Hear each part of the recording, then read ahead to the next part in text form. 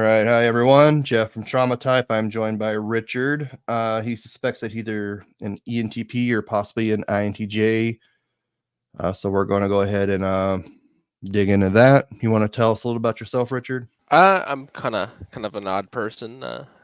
Very much not. I don't have a lot of the normal traits a lot of people have, so I kind of stick out a lot of the time. A lot of people end up calling me weird. I usually stick to online things and gaming, as you can see. My computer's kind of telltale sign of that, which I really just was trying to hide the mess behind me, but because I was trying to clean, but didn't get a chance to finish. No worries. I definitely could use a gaming PC to do some video editing. Okay. So you say that people call you odd. What strikes them as odd, you'd think? I just do things differently, I guess. They would usually have like a particular way of doing something, but for some reason, I always found that I prefer to do things my way. Or find a solution that fits for me rather than going with the predetermined set of rules they would have for me. Find something that I prefer to do it. Something I would think is more efficient for me to do it. I end up having a lot of problems with butting heads with authority, and because I try to do something my way and they don't like that sometimes. They want you to do it their way, and I don't like that. I like to do things, you know, the way I enjoy doing it, or if it's more efficient my way, I'd prefer it that way. All right, can you give me an example of something that you've had trouble with in the past? School wise, be math. Definitely a lot of times, if I found a different solution for a problem, or a lot of the times I'd prefer to do it in my head, the teachers would like, show your work. It's like, I don't want to show my work. Mm-hmm. Not if I can do the solution in my head. Sure, mistakes are a lot more common when you're doing it in your head, but you're not going to improve yourself doing things in your head if you don't make mistakes and figure out what mistake you made. Uh, at work, there'd be some particular way of doing things, and I would find a different way of doing it. Hard to explain any examples for that off the top of my head, but Yeah, that's one thing I always had trouble with math too. Is like one person would show you one way and another person would show you another way, and there's a billion ways of coming to the same solution. It seems like. it's like code. There's Yeah, dozens of ways to do something in code, and everyone has a have way of doing it. There's yeah, no single way of doing something. yeah. One teacher wants it one way, and the other teacher wants it another way, and kind of go by what they want instead of what's right for you. Yeah, I get that. I felt like they would restrict you from thinking outside the box. They want you to follow a set path, and they tell you, explore, but they want you to come up with a certain conclusion rather than How did you fit in peer wise at school? not at all. I was weird. I was the weird one. I had very few friends, and had a lot of problems making relationships. Uh, got picked on a lot. Probably contributed to some of my trust issues I have in making connections with people. I was very argumentative with teachers. Mm-hmm. Uh, a lot of the times. Even if everyone in the classroom is agreeing with the teacher, if I felt like I was right, which living in the South, there's a lot of highly religious teachers. So even when you're debating a science teacher based off creation and evolution, they're gonna hold their beliefs even though they're supposed to be teaching a certain thing. Mm-hmm. That was one teacher I had was very, very argumentative with, was our science teacher. Debating, attempting to debate. This is a 13 to 16-year-old debating with a 40-something-year-old teacher. And I don't remember most of this past, though, to be honest. But that's one thing that stuck out to me, was that one teacher So debating he kind me. of had a religious tint to his teaching of evolution and stuff like that. Her teaching, but Or yeah, I debating.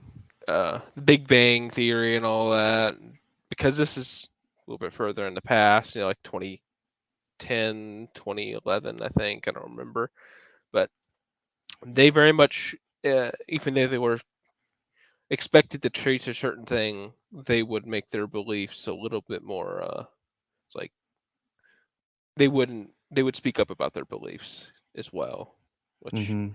kind of got on my nerves, especially when there's a lot of other children there who agreed with them. Yeah, I don't really watch TV a lot, but I was watching that just a little bit at the gym. That Big Bang Theory, the kid Sheldon when he was a kid, and it sounded like what you're saying is kind of happening there, just maybe not to the Not to that extreme, but yeah, very I've caricature.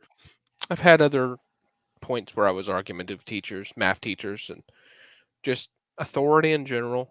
If I didn't feel like a rule was just or right, or if there wasn't a good reason for a rule to exist, I would state it's like, hey, this rule's kind of bullshit.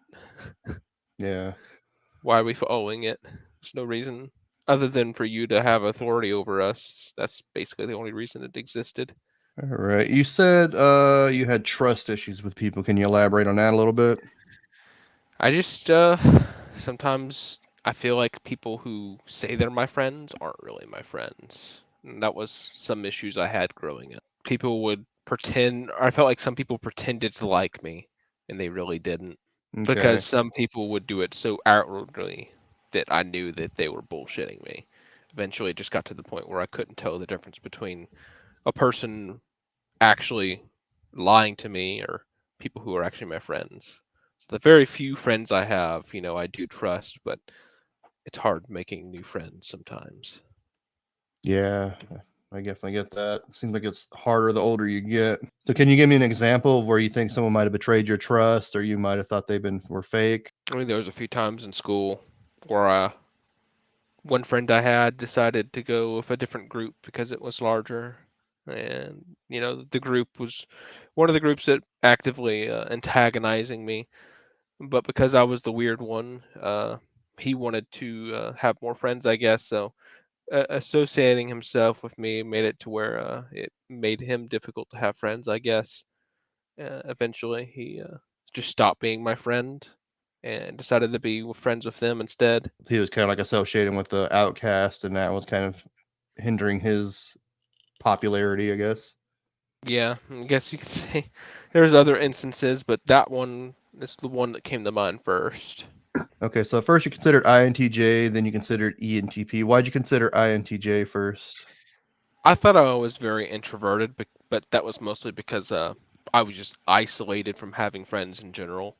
I thought that maybe that's what I was supposed to be is introverted, and I wasn't just compatible with being around people, and that I would enjoy it more. But I was wrong.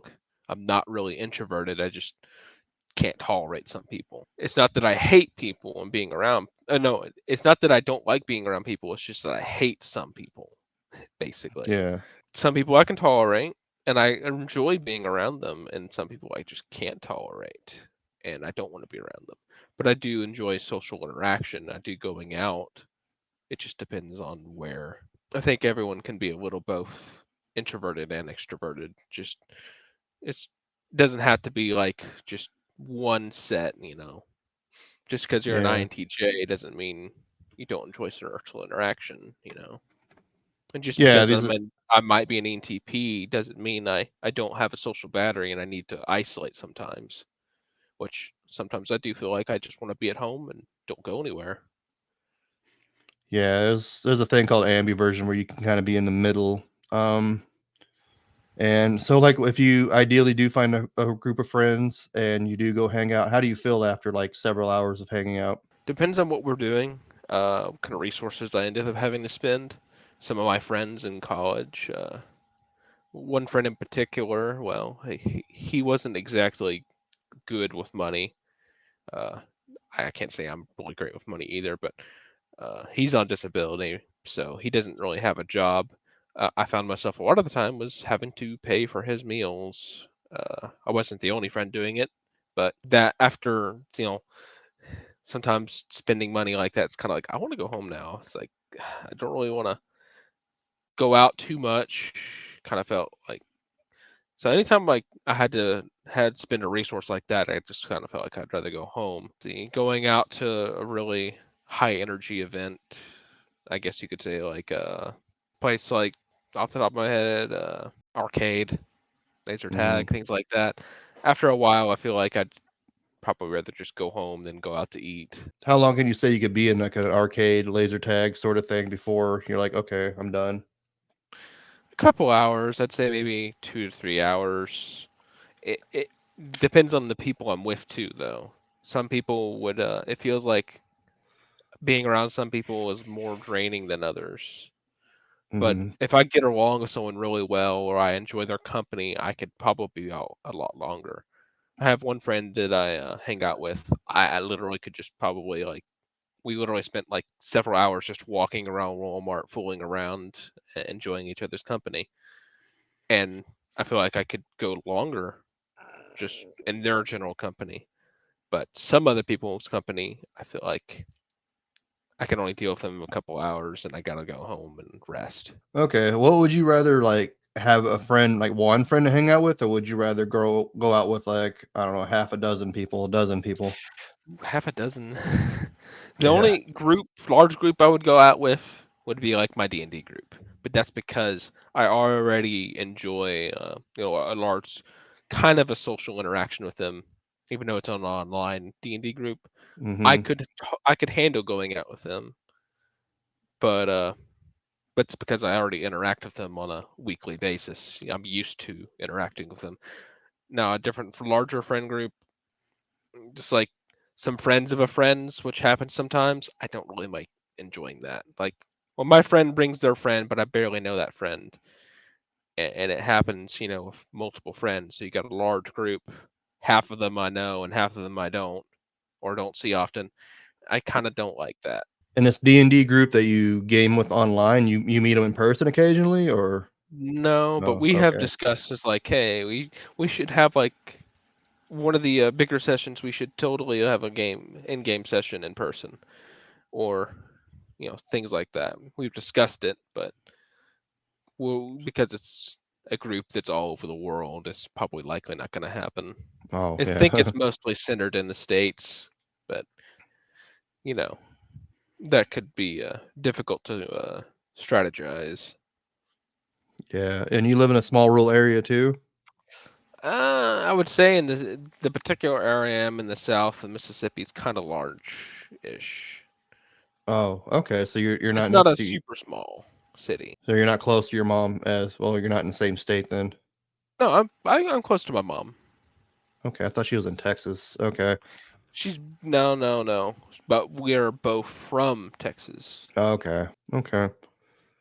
So how do you like Mississippi versus Texas? Well, I was only 1 year old when I was in Oh, Texas, so I don't know anything about Texas. I've been in Mississippi all my life, and personally, I could live without being in Mississippi. I want to go somewhere else. I feel like yeah. interacting with people here, it sucks. The only few people I can tolerate being friends with don't belong in Mississippi either. I'm not very religious. I'm not very traditional.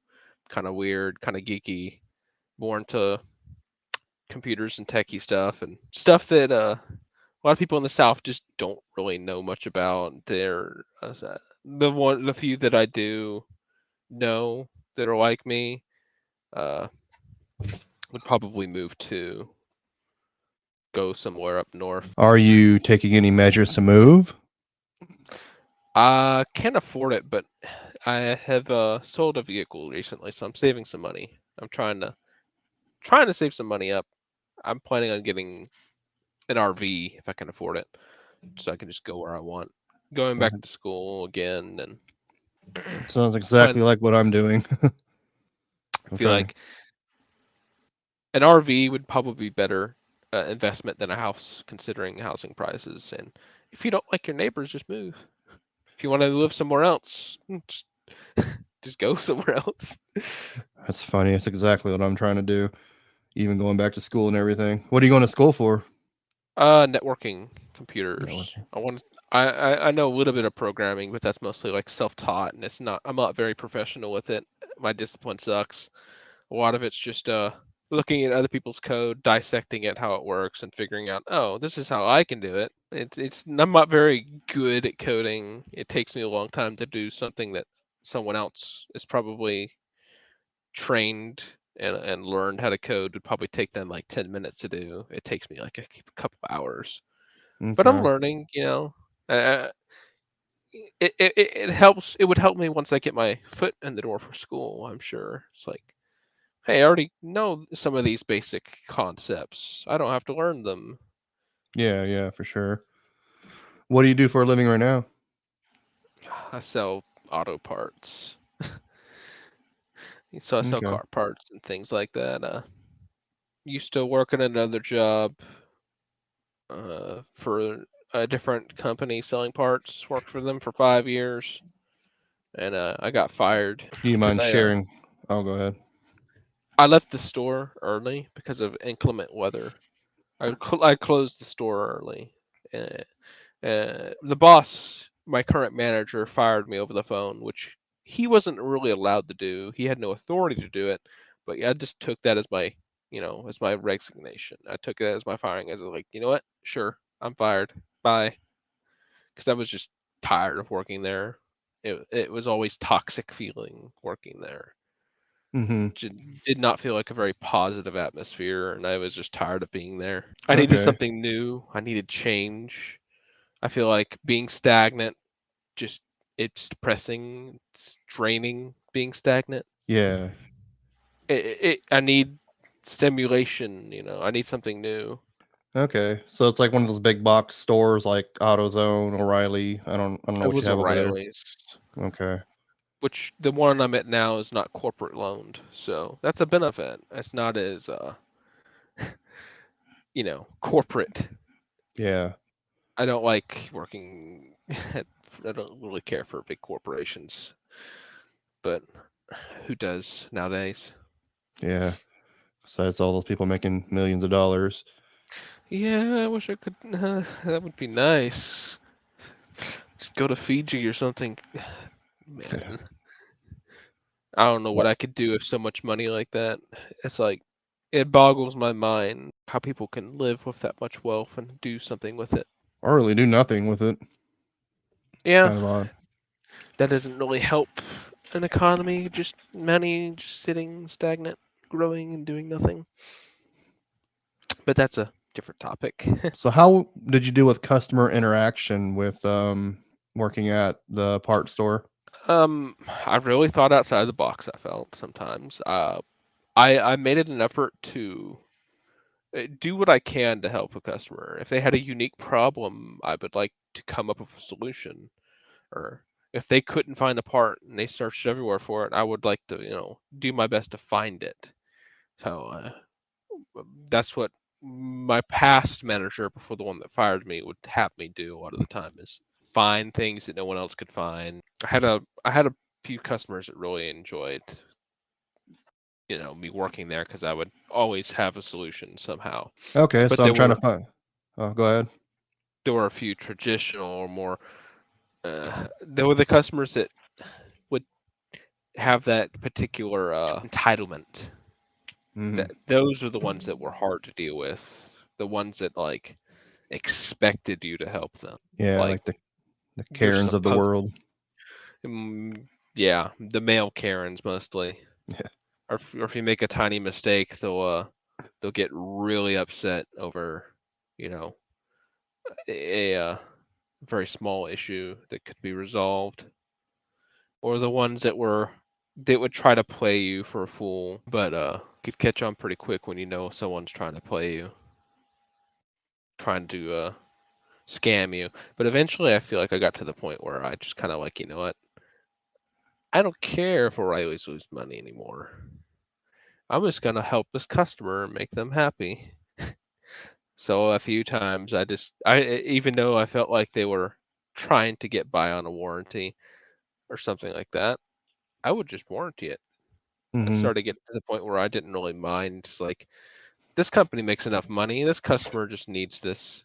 I'm just gonna help him. But that was like really close towards my end with employment of O'Reilly's. All right, so I'm coming in. I need a alternator for my 1978 Mustang, but you can't find it. Can you walk me through your process of trying to find it?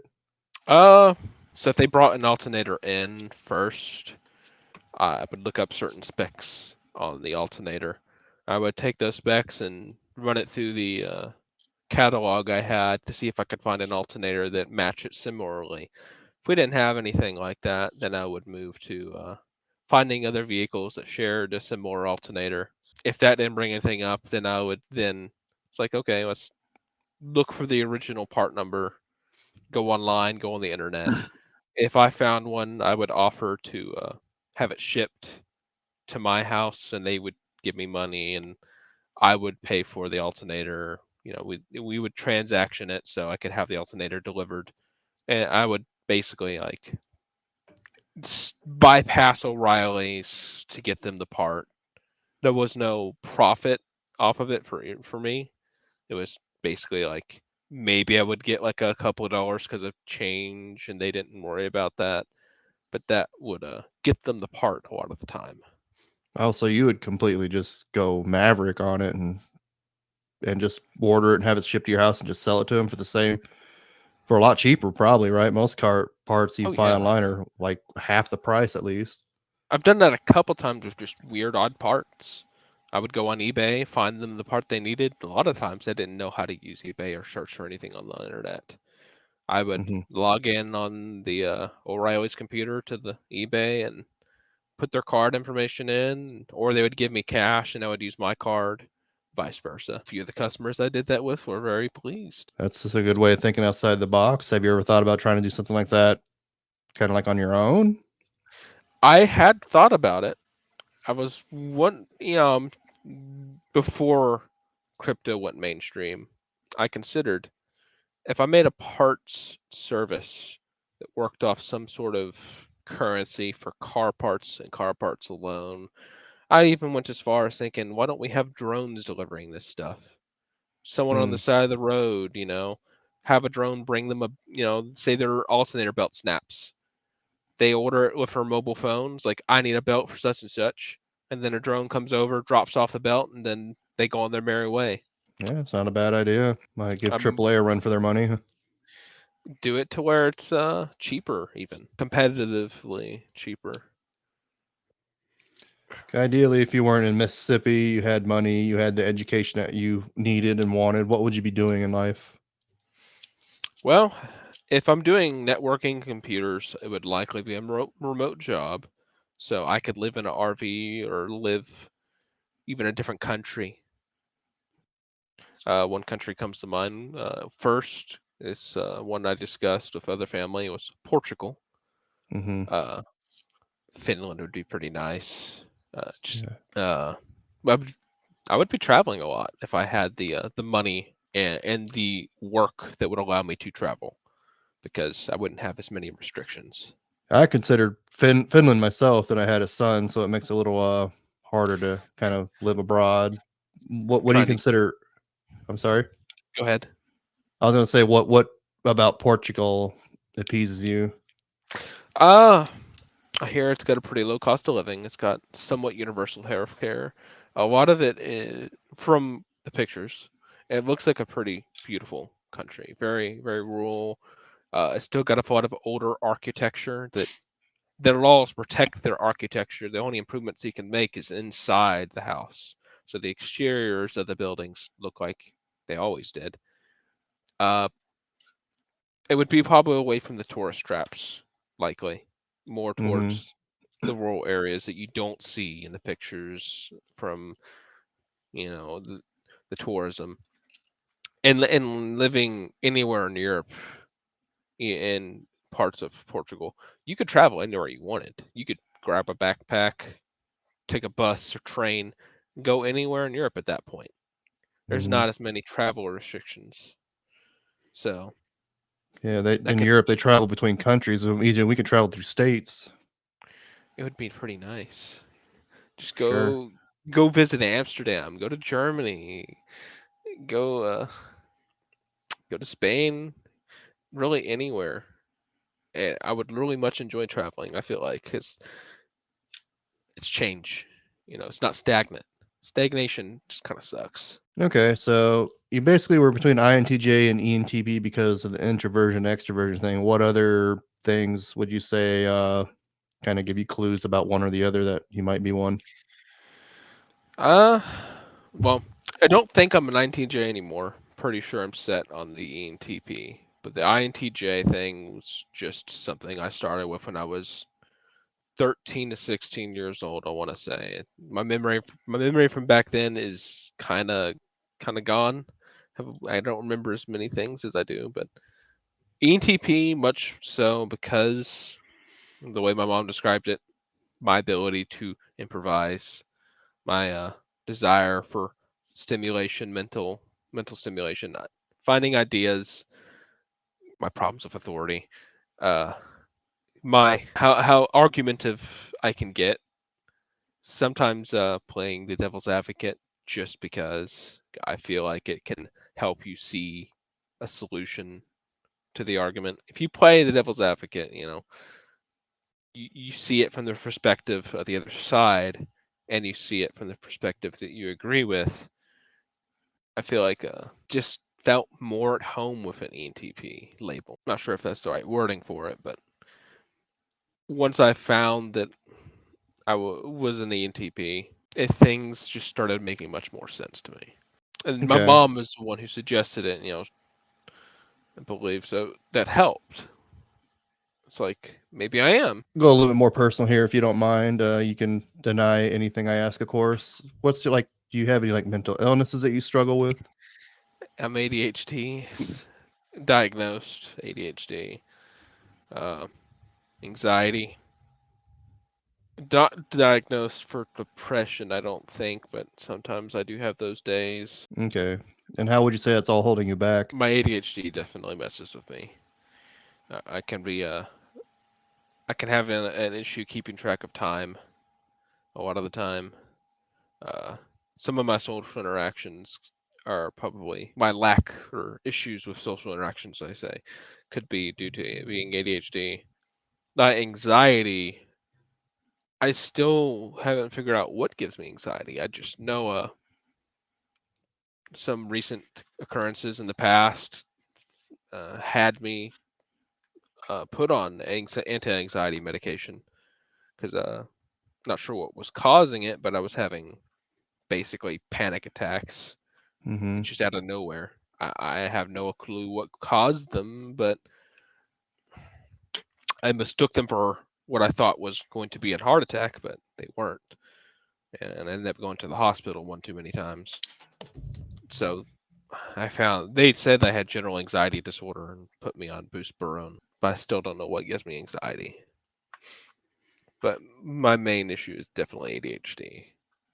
I'm late all the time, have trouble keeping focus. I end up jumping around in conversations. So a lot of the time I can jump from one topic to another. But that's not a bad thing in some cases. It can be a strength if used correctly. Mm-hmm. How would you say it's strength? I can't think of a scenario right now that would be a strength, but I feel like there is there is some scenario out there where it could be a strength.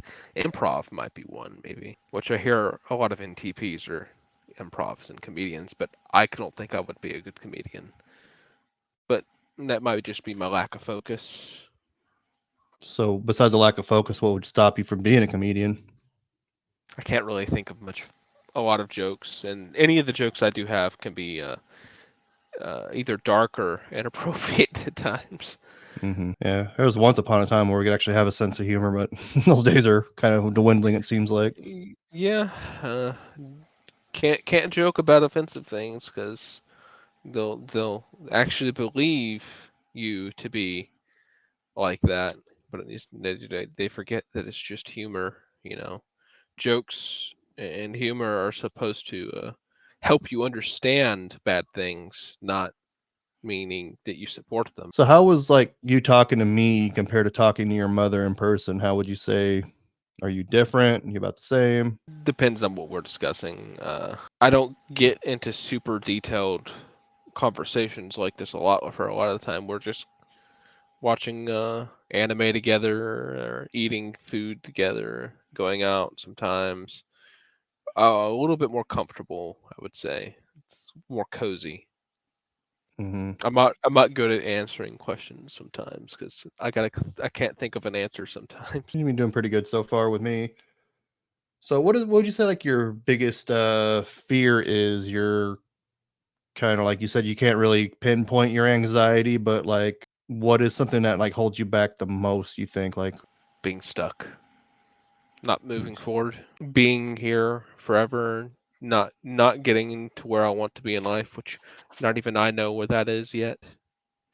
I guess I just want to be able to comfortably live without fear of being homeless, fear of illness, not have to worry about. I don't have a fear of death or anything like that. I mean, I do have fears of heights, but fear of the unknown. I guess that's what a lot of people just have. That's a pretty generic fear. I don't have like a primary fear that I can really think of off the top of my head.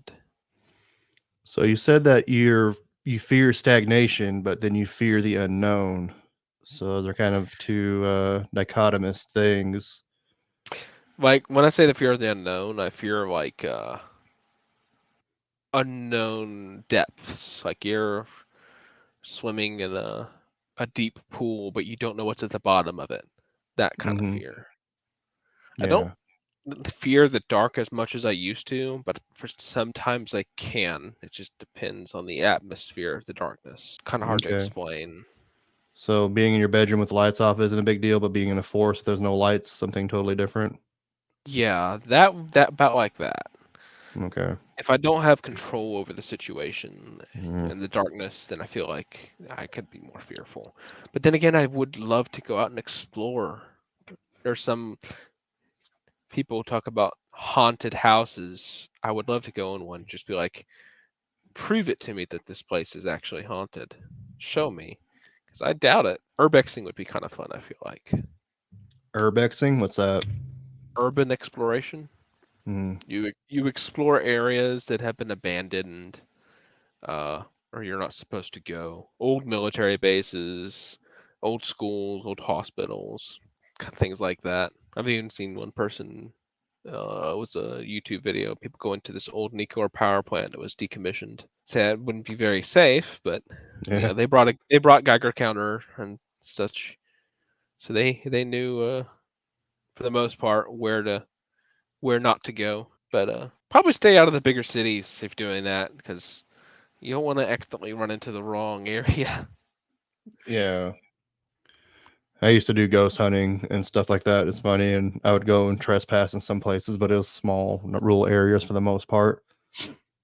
But total some areas to go if I wanted to experiment paranormal, uh, like on the trace.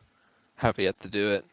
You ever experienced anything paranormal? I feel like that some experience I've had in the past could be mistaken for the paranormal, but I feel like it also could just be your mind filling in gaps or playing tricks on you. Mm-hmm. Because I would say I'm kind of skeptical of the paranormal, Okay. but I wouldn't mind experiencing what people would say the paranormal is to see if it's real. I would go to a haunted house just to experience it to see what all the talk is about. And if they can like record it on like a phone or a video recorder, maybe get like a picture or something, that would be a little more appeasing for you. It depends, because I would like to experience that experience that recording firsthand. You Mm, know, ghost video shows and such um, wouldn't be enough for me. You know, even professional YouTubers who go out and do this ghost hunting, I've seen a couple. I still feel like I need to see this in person. too easy to doctor, sort of thing. Yeah, for the sometimes I feel like that, and some equipment seems kind of sketchy. It's like ghost boxes and things like that seem kind of like, how does that really work? Are you really picking up presence of a ghost, or are you just picking up some interference and mistaking that for a ghost? Say like You had to do like a public speaking thing or whatever. How would you feel about that? Yeah, I would need a lot of practice. I a would lot of need practice. to, and then I would procrastinate on that practice and mess up and have to like, oh, I got 10 minutes. Better rush everything and hope I don't mess up. I did public speaking once. I basically had to improvise. I messed up a couple times, yeah. But if I worked on my improvisational skills, I bet I could probably do better. Okay. What exactly did you mess up on? Uh, miswordings of things, uh, timing, stumbling was my big issue. What how did that make you feel exactly? Like when you're in that spot and you kind of messed up a word, you flubbed a word or I didn't get it right? just just continued. Just I was like, oh, just do my best to catch myself and resume. My main problem was the uh the aftermath, the grading. That's it's like, oh, I didn't make an A. It's like, yeah, I know I messed up. I could have done better, and I felt disappointed. It's like what's done is done. I wish I could go back and fix the mistakes I made. It's like I could have done this better. I could have done that better. Just sometimes I do feel like that. It's like I'll realize I made a mistake, and then think back on that particular mistake and think I could have done X and Y, and this would have happened. What is your relationship with your emotions? Hard to describe. I know I used to be more emotional when I was younger, but I've gotten less emotional over the years. I say music and media and things like that can help me come in touch with my emotions and emotional moments in said media. But I don't grieve as much as I used to. Like the death of someone, I guess I've become desensitized. I don't, unless I'm very close to them. If my mother passed away, I would probably be like devastated. Like absolutely. I don't know. I don't know if I would be able to do well anymore if if someone close to me passed away. I feel like that might be more devastating than someone who's not immediate family. If you walk into a room and somebody's upset, how do you respond to that person being upset? I mean, I do my best to make them feel better. I can I can sometimes feel like I can pick up when someone's upset. They don't just have to be crying. You can tell by the tone of their voice or what they're saying. I'm not really good at comforting, but I feel like I would do my best to. I don't like seeing, especially friends. I don't like seeing them upset. Does it affect you at all? Can you pick up on their emotion? Like if somebody's upset, do you become kind of upset? Or is it like you're the neutral party? I mean, it would definitely make me feel down if someone close to me was upset. If it's just a random person, like a random friend, well, I take that back because seeing someone grief really badly sometimes makes me feel that same grief. Like it then goes back onto what I said about losing a family member that's not close to me. I don't feel as grief, but if someone around me begins to grieve, then I start to feel a little bit worse. Seeing someone else grieve around me makes me feel a little bit like grieving, but I don't immediately just go to bawling or go to crying. I don't deal with situations like that like I used to. Example would be any type of media. Seeing someone distraught over losing their close friend, I could probably feel that over. It would probably make me tear up. There's just some media out there that would make me cry over other things. I was gonna say, like, so rather than kind of pick up on their emotions, you would put yourself in their shoes and kind of feel what they're feeling from your own perspective. That makes a lot more sense, yeah. Okay. So you can't like walk like say you walk into a room and there's five happy people and they're I don't know drinking and bantering and you can pick up like oh they're so happy and you starts making you feel happy. Then you walk in the next room and people are mourning because their grandma died and that your mood just shifts. There could be like an atmosphere change from that. But I might ask what's wrong if I see someone that looks upset. I don't get happy just being around happy people though. I don't feel like, but I don't go out a lot either to experience things like that. Kind of hard to find a basis to explain that for. Don't go clubbing or go out to parties much. I mean, the recent example of changing an emotion was a family member, like, I'll bring up my family member passing away. We did have a family member pass away recently, and a lot of family in the house were grieving at the time. I didn't feel like I was going to cry, but I did feel very depressed being around them. Mm-hmm. I felt that depression. Yeah. So it's I like, felt heavier, like I just wanted to lay down. It's like, but I also felt bad for not crying. It's like, why am I not crying like they are? Shouldn't I be super sad that someone in my family passed away? But for some reason, I don't cry sometimes. So I felt bad for that too.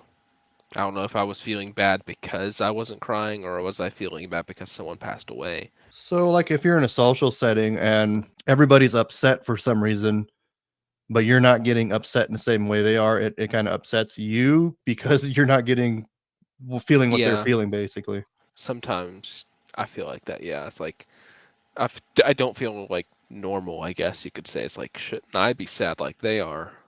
Am I out of touch? Am I not empathetic? I feel worried. It's like I should feel like they do. So what would you more concerned in, like about exactly like making a friend and they you feel like they're going to betray you, or kind of like you don't want to go outside and socialize because you're going to catch COVID or something like that? The betrayal mostly. Okay. I can prevent. I could take steps in preventing myself from getting COVID and going out. Now, I'm not saying I would go out into a big huge party, but I would be more concerned about making a particular friend and then betraying my trust, communicating to them information that I shouldn't have, or letting them close to me and telling them my deepest secrets.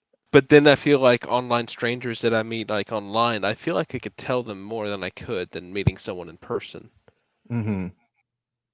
It's like, okay, I met this person on Discord. I can talk to them. I can talk to them more openly about myself, but I'm usually in a group where they're more like me, so talking to them about these weird situations feels more comfortable. Yeah.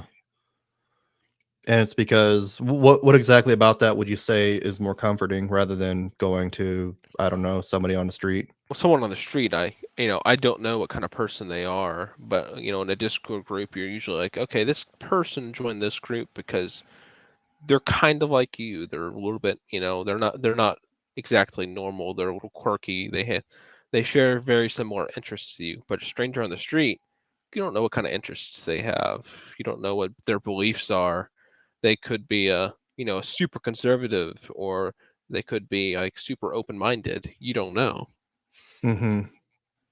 But online, and they also have more of a chance to interact, or they have a larger chance to impact your life more than a stranger would online. Someone you don't know online, they might not share the same views as you. You might tell them your beliefs, but they're uh, they're not as likely to have a biggest impact on you as someone you have in person. Okay. So you live in a fairly decent sized city. How come you play D&D online rather than like trying to find someone in like game stores or something like that? I had trouble going out and finding some, like, making a friend to find in person to play D&D with is a little bit more difficult. It's like we're Mm-hmm. not a super big city. I did go to a few game stores trying to find D&D groups, but most of the ones that existed already had full groups. So I just like, you know what? I really want to play D&D, so I'm just going to go online and find a group. And, it was a lot quicker to do so. Okay. What classes do you like to play? Like what's your go-to? Uh, First class I ever played was I think it was a fighter, but then I went to a monk. Next one we played Pathfinder, which is like a tank. Basically, I played a tank that used a tanky class that used a firearm. Mm-hmm. Uh, the next one I did was another monk, but that session got cut short because of the players that we had. Same group. We had some new people join us. The group I did join was the main DM, and a few others were remnants from the first group, which I made a paladin, which is the current character I've had for almost a year and a half. And then I joined the second session they have in the same campaign, like it's the same world with just two groups, 2 different days. And this one's a warlock. All right, so you're always playing like a combat-oriented class. What appeals to you about that? Combat orientation, I mean, I don't mind the roleplay aspect of it, which with this group does have a good mix of combat and roleplay. But the reason I went for a paladin is I haven't ever played a paladin before, and last time I saw a paladin, it just looked like a really fun class to play when you want to do a lot of Nova damage. High output, tanky, stays in the front and protects the group from danger, kind of thing. Like able to heal, able to tank, able to do damage. Frontline class for sure. Mm-hmm. But still a little versatile, right? You can do a little more than Versatility. just, yeah. I always like playing paladins. I don't play them very often, but I just like busting people's balls because you have to be lawful good. Well, I see in this campaign, I'm not like a super goody two shoes paladin. There's a lot of somewhat moral ambiguity. Like he is lawful good, but lawful good doesn't mean you follow the law. You could also kind of follow your laws. And he is a follower of Bahamut, which is one of the dragon deities. So he kind of follows his own code just a little bit. He'll follow the city laws, but if there's a law he thinks is unjust, like the DM had us go to a city that was different from most, in which I know he did this to make our players upset, just to want to see how we would react in a situation like this. But slavery was legal in this city, and he very much wanted to bust some balls and rescue some people. But the whole thing is, we're supposed to have which Yeah. we have already upset some people, and now we have people going after us because we did go after one of these slaving groups, and he threw a giant fireball in the middle of a group and like destroyed them all. And now we have a devil that's upset at us essentially because I murdered a bunch of slavers, vaporized them.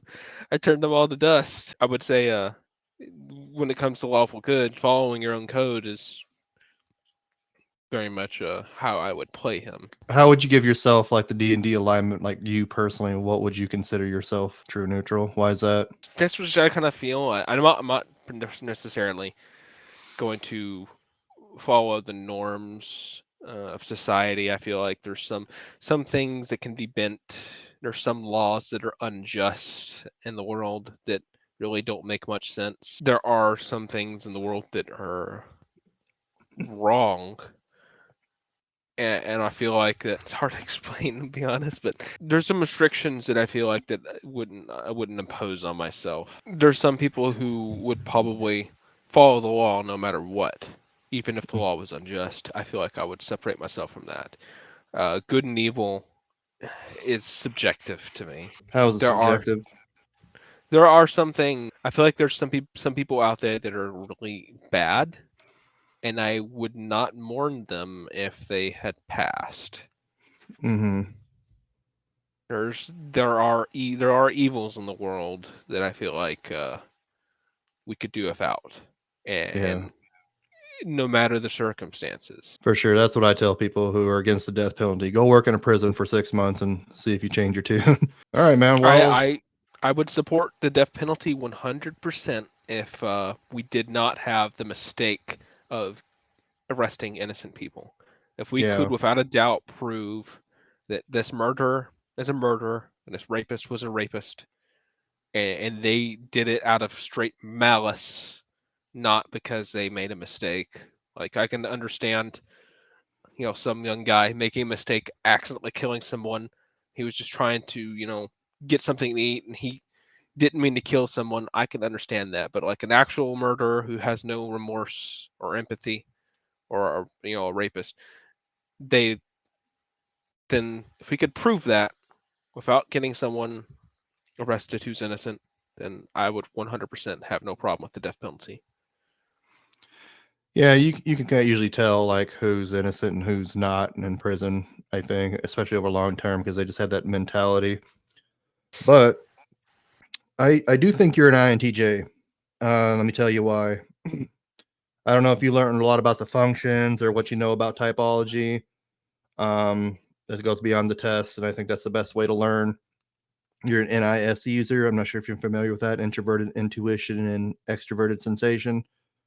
So they're always on a parallel. And you're also a TEFI user, where ENTPs are TIFE users and NESI users. So you're kind of like in your own head, in your own world, and you have a hard time articulating like what you're thinking into words a lot of the times. You have a lot of FI. You have like your own morals, FI versus FEs, like what you think is right and wrong versus what the group thinks right is wrong. You're always going against kind of like if you disagree with them, you have no problems, stating that you disagree and doing your own thing.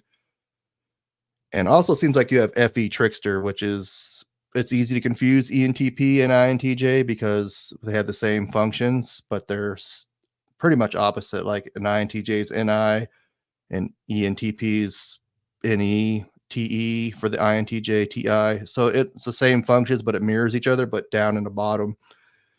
So like any opposing personality is what your ENTP shadow would be. It makes you paranoid about people, about their intentions. You're worried about getting betrayed, and you probably had a lot of betrayal and stuff in the past. You're kind of worried about like, if they're gonna like divulge secrets and stuff from you. You're very private. You also, I think, have FE Trickster. You're talking about, not you feel bad for not feeling empathetic enough. You can't really go in and just feel what other people are feeling. You have to kind of like really just put yourself in their shoes, and that can make you seem kind of insensitive and maybe even on alert because maybe you got your balls busted over it in the past. Like, oh, why are you so cruel? Why are you so mean?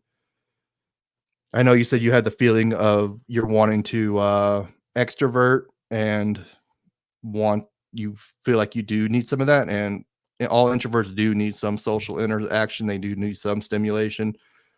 Like I lived in a community of 600 people and I got so tired of it because I needed stimulation and I'd go out and do like judo and do yoga. I can't really socialize very well while doing these things, but I needed that stimulation to, change things up. Like you said, stagnation is not good. Feeding chickens and watering cows and stuff wasn't doing it for me. Not really the lifestyle I wanted to do. But then I moved to a city of 1 million people and now I'm overwhelmed a lot. And like I want to go move into an RV and well, I could live here for a while, then I could live there for a while if I don't like my setting. You're more comfortable with an online setting because you can control the situation. With a D&D session, like, well, if really push comes to shove, I can just exit out. Or like I feel more comfortable defaulting to a stranger because, well, I have this option of being somewhat anonymous. You can't, I mean, someone probably could track you down if they wanted to, but they're not Yeah. going to. But I do think that's the main reason why. I think you feel one thing, society makes you feel like you need to go out and be social and do this and do that. And for a long time, because I'm almost turning 39, so I'm about 10 years older than you, I always felt like, why can't I be more social? Like everybody always told me, like, why can't you be a normal kid? Why can't you be this? Why can't you just go out and go to a bar or a nightclub and enjoy the loud music and the sensation and the dancing? When I really don't I'd like rather loud just be in my music. own. What's that? That's one thing I don't like about going to bars. I like going to the quiet nights when I did go to Yeah. bars. Yeah, same here. Like my friends like, "Oh, let's go on a weekend where there's dozens of people and live bands and no, I'd rather just go and have a drink and just talk with a couple friends and have a relaxed night." All right. Well, that's my reasoning. Do you have any questions? And even like when you went to the bathroom, I noticed like ENTPs are everywhere and you might feel like you're everywhere and you can't focus because of the ADHD. And that may seem like NE because NE is like NE and NI, the introverted intuition, extroverted intuition are future thinking. But NE's like this, like short-term fleeting moments of inspiration where NI is like long focus. Like you went out and went to the bathroom and you came right back in where you started. And you're talking about like that. Like an ENTP would have been jumping around from subject to subject. There's two dichotomies according to Linda Barron's interaction style, responding versus initiating.